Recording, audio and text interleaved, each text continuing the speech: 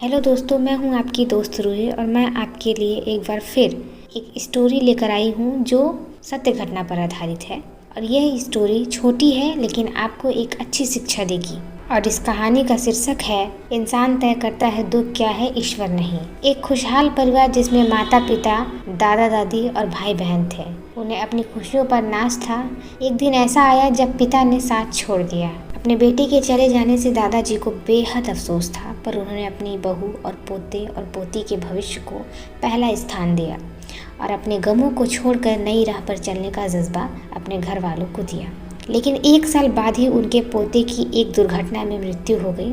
यह वक्त बहुत गंभीर था, पर इस वक्त में भी दादाजी और उनकी बहू ने संयम से काम लिया। घर की बेटी की ओर ध्यान देते हुए आगे बढ़े। समय के साथ ढलती उम्र के कारण दादाजी ने भी विदा ले लिया। अब घर में बस माँ और उनकी बेटी थी। एक खुशहाल परिवार बिखर गया था। अब बेटी बड़ी हो रही है, जिसके जीवन के अहम फैसले उसके सामने हैं, पर मन में उदासी और बेचैनी है। महज 14 वर्ष की आयु में पिता और फिर भाई को खो देने की तकलीफ है, पर हमेशा अपनी माँ की सीख पर जीवन में आगे बढ़ती रही। हमेशा एक हंसता हुआ चेहरा लिए ही उसने अपने जीवन को गले लगा रखा था। एक दिन अकेलेपन की बाँह टूट गए और उसने भरी हुई आंखों से अपनी माँ से पूछा, माँ, आप हमेशा कहती हो कि हमारी ज़िंदगी बहुत अच्छी है, दुनिया में बहुत तकलीफ है, पर हमारे साथ ईश्वर है। लेकिन मुझे तो ये नहीं लगता। एक एक करके सब चले गए, आज केवल उनकी यादें हैं। तब माँ ने उसे जवाब दिया, बेटा, मैं जानती हूँ तूने बहुत कम उम्र में अपने पिता और भाई को खो दिया। तुझे उनकी कमी महसूस होती है, पर बेटा, तेरे पिता ने इस तरह की व्यवस्था की थी कि हमें कभी किसी के आगे हाथ नहीं फैलाना पड़ा।